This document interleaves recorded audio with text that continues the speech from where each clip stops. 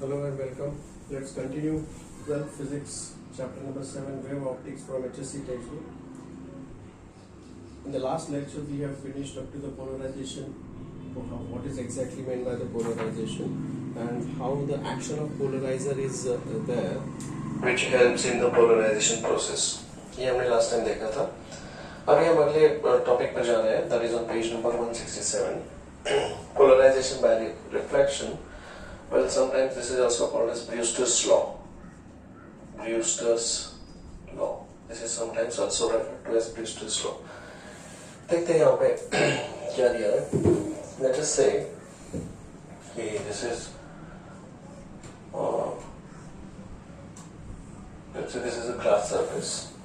ठीक है, denser medium, and on this denser medium the unpolarized light is incident. By now you already know what is meant by the unpolarized light. So this is the unpolarized light which is incident. Unpolarized light is incident. Unpolarized light is denoted by this way. I hope you know this.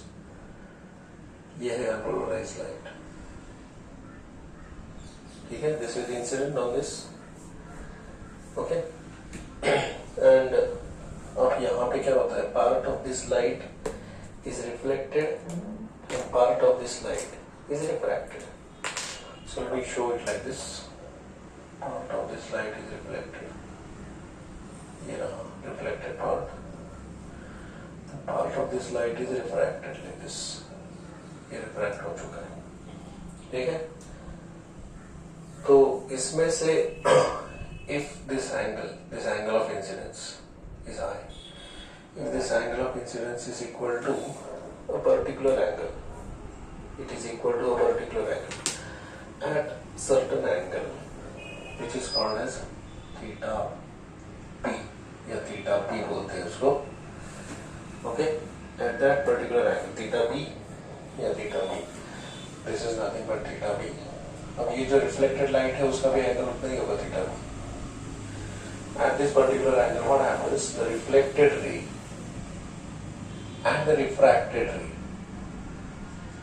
they are at right angles. Refracted ray, they are at right angles. And one more thing which is interesting here is this is a polarized light, plane polarized, and this is also the plane polarized light. You know how we polarized light होगा. Okay. Now this is partially polarized. This is partially polarized reflected light, and this is plane polarized reflected light, and this is refracted light. Plane polarized refracted light. तो ये पूरी तरह से polarized हो चुका है. This is partially polarized, and hence this phenomenon is called as polarization by reflection. तो उसके लिए जरूरी क्या है? This angle of incidence is equal to a particular angle called as Brewster's angle. And what happens because of which the reflected and the refracted, they are at right angles. Now, if this is the angle of refraction, I'll call this as theta r. तो हमें पता है कि ये normal है. तो this is theta b plus theta r plus 90. Theta b plus theta r plus 90 is equal to 180. That means theta b plus theta r is equal to 90. समझे क्या? That means theta r is equal to 90 minus theta b. Now, if I say by Snell's law, I know that sin I upon sin r is equal to the refractive index of this. Let me say this is the second medium, this is the first medium.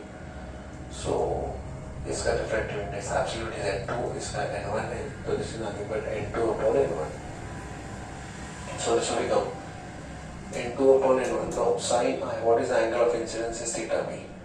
This is sin of theta b. And sin of r, this is r. R मतलब theta r. So this is sin of theta r is equal to n2 upon n1. But eventually theta r is 90 minus theta b. This is 90 minus theta b.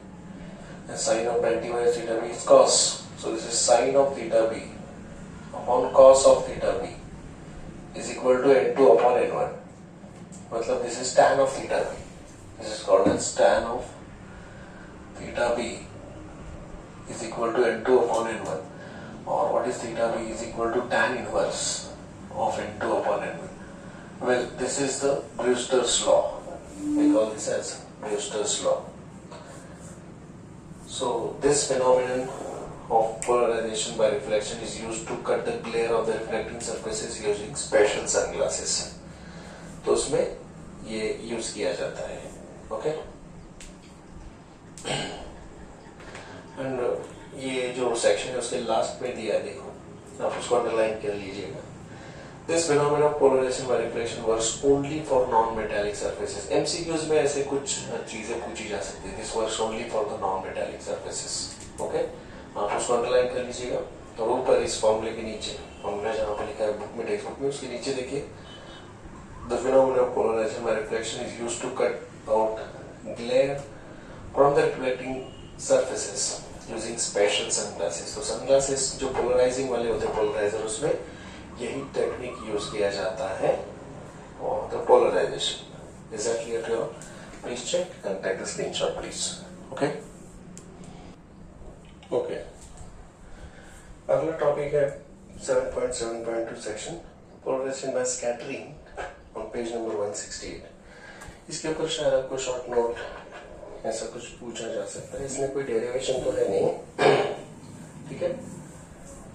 So let us see this topic now. इसमें पहले आपको समझना पड़ेगा what is meant by the scatter. Scatter is, let us say, some of the air molecules or dust particles. इसको हम scatter बोलेंगे, dust particles. Now this is especially is used, or we can say it is explains the blue color of the sky.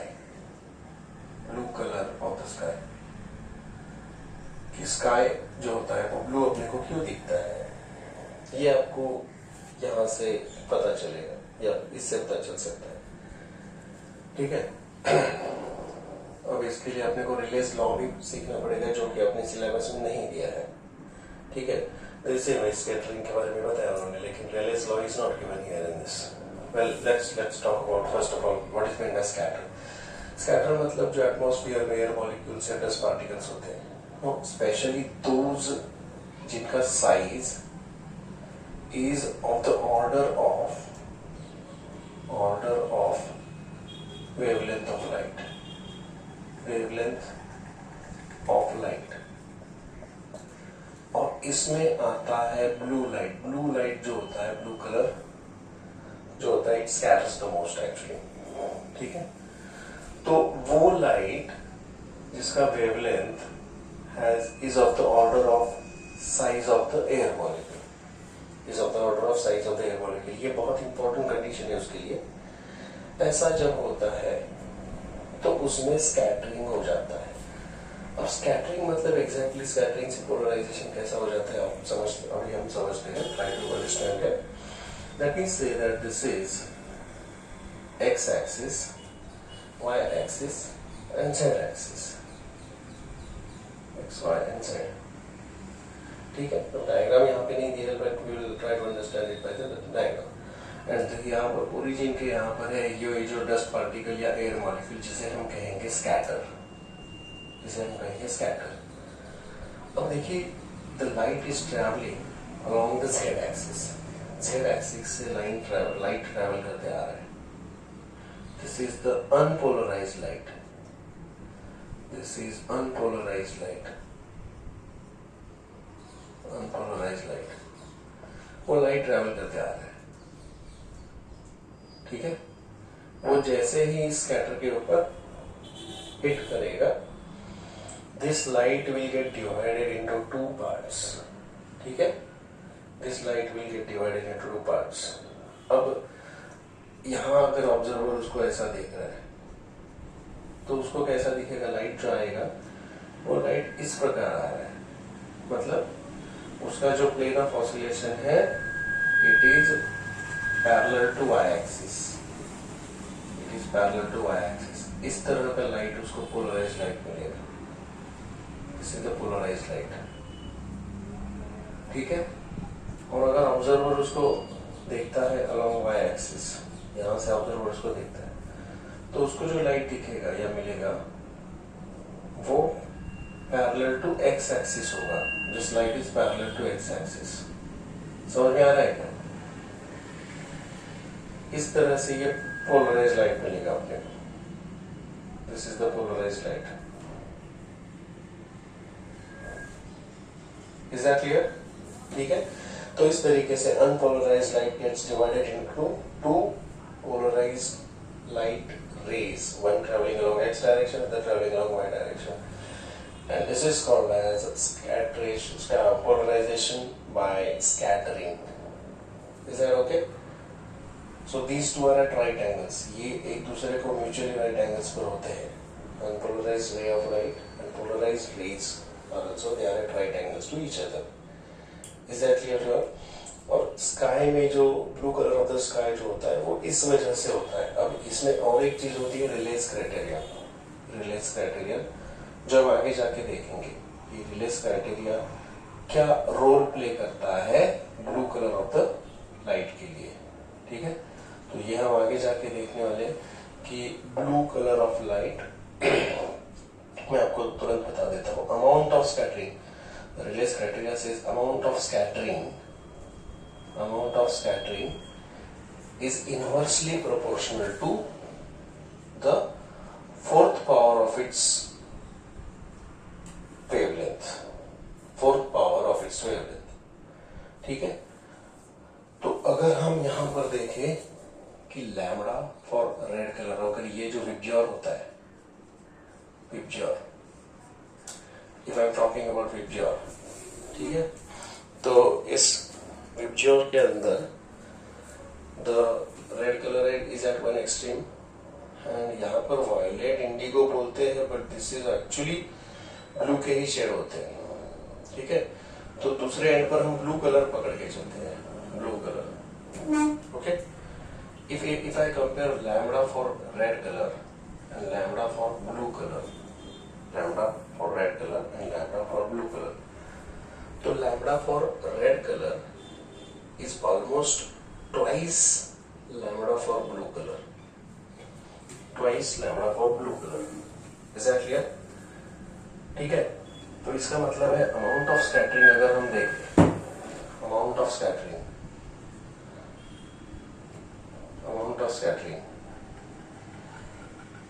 for red color, blue color and amount of scattering for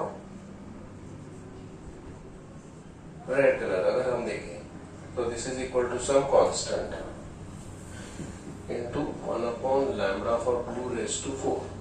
this is some constant into 1 upon lambda for red rays to 4. अगर हम इसका ratio ले लें तो k gets cancel. Lambda for, so this is amount of scattering for blue colour divided by amount of scattering for red colour is equal to lambda for red is 2 times, ऊपर चला जाएगा, 2 raise to 4 into lambda for blue raised to 4 divided by 2 raised to lambda for blue raised to 4. ये cancel हो जाएगा. इसका मतलब ये है कि amount of scattering for blue colors is almost 16 times the amount of scattering for red color. मतलब blue color scatters the most. ये रिलेस क्राइटेरिया ये अपने सिलेबस में नहीं है HSC के. तो ये स्कैटरिंग कैसे कनेक्ट करता है blue colour of the sky से, ये मैं आपको यहाँ पे बता रहा हूँ. कि रिले नाम का एक साइंटिस्ट थे, उन्होंने ये बताया कि स्कैटरिंग जो होता है किसी भी कलर का स्कैटरिंग किस चीज के ऊपर, because different colours have different wavelengths. तो amount of scattering is inversely proportional to the fourth power of lambda. अगर हम लैम्बडास की बात करें वेवलेंथ ऑफ डिफरेंट कलर्स, तो lambda for red colour is almost 2 times the lambda for blue colour. इस तरीके से अगर हम ये अप्लाई करेंगे तो amount of scattering for blue colour comes 16 times, 16 गुना रेड कलर से स्कैटर होता है. तो इसलिए लाइट जब वहां से आता है अर्थ पर तो blue colour scatters the most, इसलिए अपने को colour of the sky blue दिखता है. ये इसका रीजन है. यहाँ पर मैंने आपको स्कैटरिंग एक्सप्लेन किया है. पोलराइजेशन बाय स्कैटरिंग क्या होता है वो एक्सप्लेन किया है, और उसके आगे जाके मैंने आपको blue colour of the sky क्यों होता है वो एक्सप्लेन किया है। जबकि ये चीजें एचएससी के लेवल से बाहर है, लेकिन ऑफ कोर्स नीट और जेईई के लिए इंपॉर्टेंट चीजें है एंट्रेंस एग्जाम्स के लिए, जो आपको मैंने यहाँ पर एक्सप्लेन किया है। पोलराइजेशन बाय स्कैटरिंग अगर पूछते हैं तो ये डायग्राम बताइए, ये मेंशन जरूर कीजिएगा कि scatter is nothing but air molecules or dust particles whose size is comparable with or of the order of wavelength of light. ठीक है, और in that case अगर unpolarized light is traveling along z direction, then the polarized light is going to travel along x and y direction the way it is explained here. Is that clear? So this is the scattering by polarization. Check if any doubts are there. So the next topic that we are going to talk about here is interference. Interference के बारे में हम बात करने वाले हैं। तो यहाँ पे मैंने एक डायग्राम ड्रॉ किया है, देखिए, ठीक है, दो डायग्राम्स ड्रॉ किए हैं। Now before we go for interference, आप मुझे बताइए what is meant by the principle of superposition. ये हमने साउंड वेव्स में देखा था, साउंड वेव्स, याद है आपको sound waves? How many participants are there right now in the lecture? Hello? Principle of superposition हमने ये देखा है, when two or more waves, sound waves, arrive simultaneously at a point in the medium, they produce their independent displacement. They produce their displacement irrespective of the presence of the other wave, and the total displacement is equal to vector sum of the two displacements. अगर आपको याद होगा तो वही चीज यहाँ पर light में भी लागू होती है, अप्लाई होती है। इंटरफेरेंस मतलब कि भाई ये एक लाइट सोर्स है S1 और ये दूसरा लाइट सोर्स है S2, दोनों के यहाँ से जो वेव्स निकलते हैं वो वेव्स एक पर्टिकुलर पॉइंट पर आ रहे हैं, समझो कि यहाँ पर आ रहे हैं। So these waves are simultaneously arriving at this point P। अब ये दो वेव्स है वो किस तरह से एक दूसरे के साथ घुल मिल जाते हैं, तो वो यहाँ पर हम देखने वाले हैं, उसे कहते हैं इंटरफेरेंस। देखते हैं, तो यहाँ पर दो वेव्स है। अब दो वेव्स की रेड कलर का वेव है, ब्लू कलर का वेव है, ठीक है। The displacement, the amplitude for the blue wave, let us say the amplitude for blue wave is 1 centimeter and amplitude for red wave is 2 centimeter. तो दोनों के crest और क्रेस्ट दोनों के मैच कर रहे हैं, ट्रफ और ट्रफ भी मैच कर रहे हैं, तो this kind of interference is called as constructive interference. इसको हम क्या कहते हैं? Constructive interference. मतलब crest matches with the crest of one wave matches with the crest of the other wave, and trough of one wave matches with the trough of other wave. So they add up this effect. यहाँ पर इनको एक दूसरे के साथ वो match होके जो रिजल्टेंट वेव आएगा, उस रिजल्टेंट वेव का डिस्प्लेसमेंट या उस रिजल्टेंट वेव का एम्पलीट्यूड कितना होगा? 1 + 2 that is 3 centimetre. So resultant wave जो होगा वो इस प्रकार का होगा। देखिए, this is what happens here. The resultant wave will have the displacement of 1 + 2 that is equal to 3 centimeter. Is this clear to you all? This is what happens here. Any doubts about this? क्या ये सबको समझ में आ गया? This is called as constructive interference. Please answer whether this is clear to you all. Please say yes or no. I cannot hear you well. Hello. So this is called as the constructive interference. The amplitude is getting added here. Okay? The waves, we say that these waves are interfering constructively. अब मुझे बताइए कि अगर blue और red wave दोनों का भी amplitude जो है वो अगर 1 सेंटीमीटर ही हो, तो व्हाट विल हैपन हियर? अगर दोनों आइडेंटिकल वेव्स हैं and they are interfering constructively, तो what is going to happen here? यहाँ पर 1 centimetre + 1 centimetre, so this will become 2 centimetre. Is this clear to all? ये बनेगा 2 सेंटीमीटर। दोनों की एम्पलीट्यूड्स ऐड हो रहे हैं। Is that clear? This is called as constructive interference. अब हम बात करते हैं दूसरी नेक्स्ट टाइप ऑफ इंटरफेरेंस कि यहाँ पर रेड वेव जो है वो इस प्रकार जा रहा है,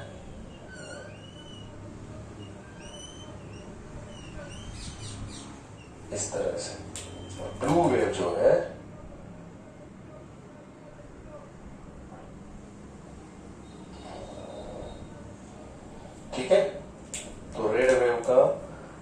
एम्पलीट्यूड है 2 सेंटीमीटर और ब्लू वेव का एम्पलीट्यूड है 1 सेंटीमीटर, और वो दोनों यहाँ पर इंटरफियर कर रहे हैं। This is called as destructive interference. इसको हम क्या कहते हैं? Destructive interference. They try to cancel each other's effect. तो यहाँ पर क्या हो जाएगा? जो रिजल्टेंट वेव आएगा उसका एम्पलीट्यूड ये 2 सेंटीमीटर ऊपर खींचने की कोशिश में है, 1 सेंटीमीटर नीचे खींचने की कोशिश में, तो resultant will be 1 centimetre 1 centimetre 1 centimetre 1 centimetre. Is this clear to all? यहाँ का रिजल्टेंट 2 सेंटीमीटर का है। So this is called as destructive interference. This is enhancement of amplitude. This is also enhancement of amplitude. So constructive interference में there is enhancement of amplitude. There is enhancement of amplitude. And in the destructive interference, this is called as destructive. They try to cancel each other. Destructive interference, there is cancellation of amplitude. There is cancellation of amplitude. So they cancel each other's effect here. अब यहाँ पर दोनों का amplitude अलग है, यहाँ इसलिए एक वेव बचा है। लेकिन आप मुझे बताइए कि अगर दोनों का एम्पलीट्यूड सेम होगा, if both the destructively interfering waves have the same amplitude, अगर दोनों डिस्ट्रक्टिवली इंटरफियरिंग वेव्स जो है उनका एम्पलीट्यूड अगर सेम रहेगा, तो आप मुझे बता सकते हो कि भाई what will be the resultant effect here? Resultant effect plain होगा, there is no wave formation, they will cancel each other, and there is no amplitude, मतलब नो लाइट, नो लाइट। क्योंकि आपको पता है the intensity is directly proportional to amplitude का square. Intensity is directly proportional. तो यहाँ पर whenever there is enhancement of amplitude, तो intensity will accordingly increase. तो यहाँ पर constructive interference की वजह से यहाँ पर brightness और बढ़ेगा, brightness बढ़ेगा यहाँ पे, और यहाँ पर brightness कम होगा, और यहाँ पर dark band ही हो जाएगा. There is no total darkness. Why? Because there is no amplitude, no light. They are totally cancelling each other's effect. That is called as destructive interference. Please tell me whether this is clear to you all. Hello?